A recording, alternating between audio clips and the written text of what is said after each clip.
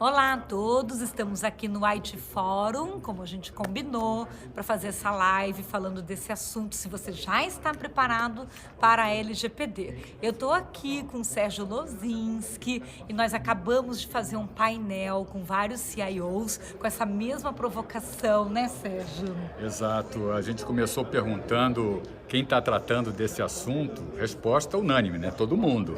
Todo mundo disse que tá já, né? Quanto está avançado? Quase ninguém.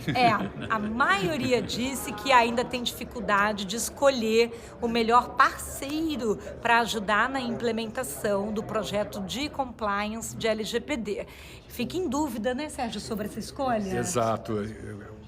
Qual é o perfil mais adequado para tratar disso, já que são vários assuntos, temas diferentes, né? Discutimos bastante isso, né? E a outra coisa que me chamou a atenção foi a dificuldade do CIO de sensibilizar, em alguns casos, né? O pessoal comentou aqui ao vivo e a cores, dificuldade de sensibilizar a diretoria, a presidência, conselho, de um assunto que na prática extrapola a TI. A gente viu que os CIOs começam dizendo que assim, santo de casa não faz milagre, né? Então essa questão de como que eu faço engajamento, que as outras áreas saibam que mesmo que a TI comece uma liderança de projeto, não tem como resolver LGPD sozinho, nem do ponto de vista de ser só uma liderança de TI, precisa que as outras áreas, RH, jurídico, compliance, risco, né, estejam engajadas, o marketing, né, tudo isso, mas também precisa de uma ajuda externa e como a LGPD já diz, o assunto é técnico, o assunto é jurídico, o assunto é educacional, precisa de mudança de cultura, então ele tem um multitask muito importante. Exato, então na prática, aquela dúvida dele sobre quem contratar. Quem contratar. Né? Na verdade, se você precisa contratar, seja uma ou mais empresas em conjunto, mas garantir que essa multidisciplinaridade seja adequadamente tratada. Tenha um integrador, eu gostei muito dessa palavra, né? Você precisa assim, de um certo coaching. Sim. Eu tenho ouvido nas reuniões, o cliente diz, PEC, o que eu gosto é direcionamento. Você já tem uma metodologia que me diz, ó, passo 1, passo 2, passo 3. E muitos clientes, ao longo do projeto, do LGPD, vão tendo dúvidas práticas. Olha, agora eu estou com uma solução de ERP. Agora eu tenho que decidir sobre uma contratação. Então, no paralelo que ele está fazendo o assessment, ele também quer ir resolvendo esse dia a dia, né? E que às vezes precisa de decisões estratégicas, como por exemplo, a gente viu aqui que eles disseram, eu vou usar reconhecimento facial na catraca, né?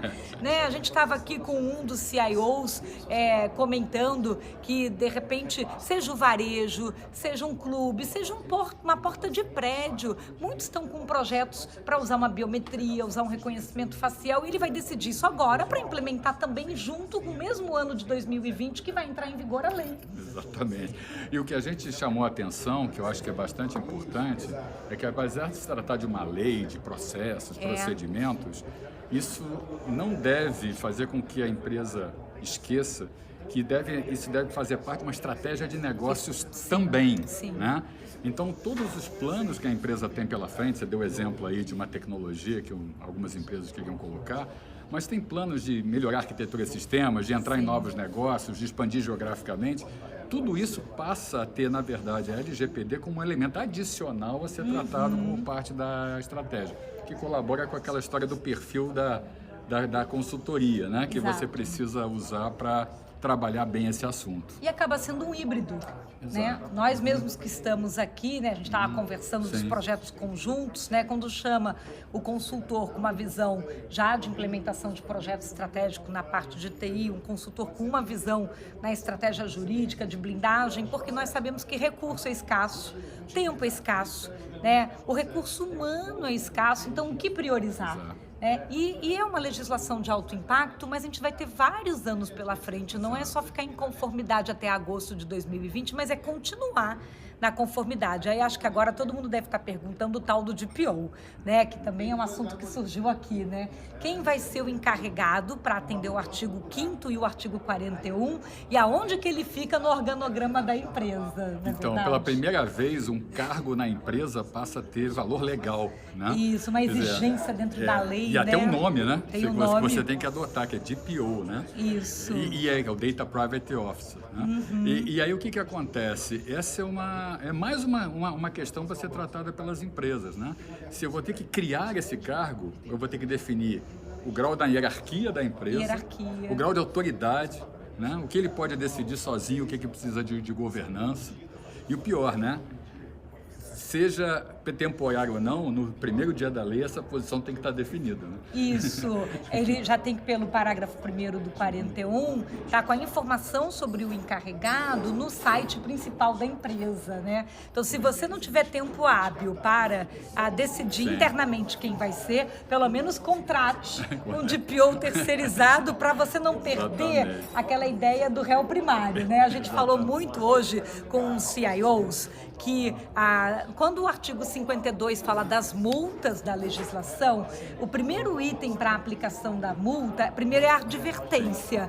Então, imagina que a autoridade vai sair mandando advertência como se fosse aquele presta atenção. Então, não perca a sua chance de levar a advertência por causa de algo assim, né? E você vai deixar de ser réu primário. Aí, a próxima vez já vem a multa, né? Então, tem que ter esse cuidado. Então, decidir aonde encaixar no organograma, lembrando que o papel do DPO é muito importante. Ele vai ter que recepcionar as dúvidas dos titulares, as reclamações dos titulares, tem que gerar protocolo. Quando a gente foi falando isso com os CIOs, eles viram que tudo é uma solução, né?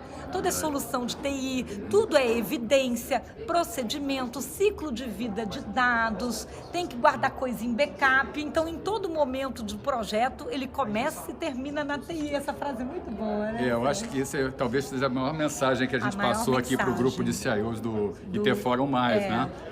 Começa e acaba na TI, não tem como a TI se furtar isso, né? A TI tem que saber estrategicamente se posicionar para não assumir completamente um papel que aí sim não pode ser feito totalmente pela TI. Não resolve sozinha. Não resolve sozinha. Ela pode ter uma liderança, mas ela vai precisar conseguir engajar os outros. E é isso, gente. Acho que esse é o resumo, assim, a mensagem principal. E é a gente poder andar nessa jornada juntos. E um dos CIOs disse, muito bem dito, que não temos tempo a perder.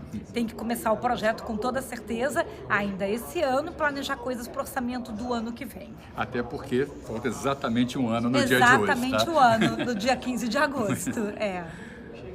Ok.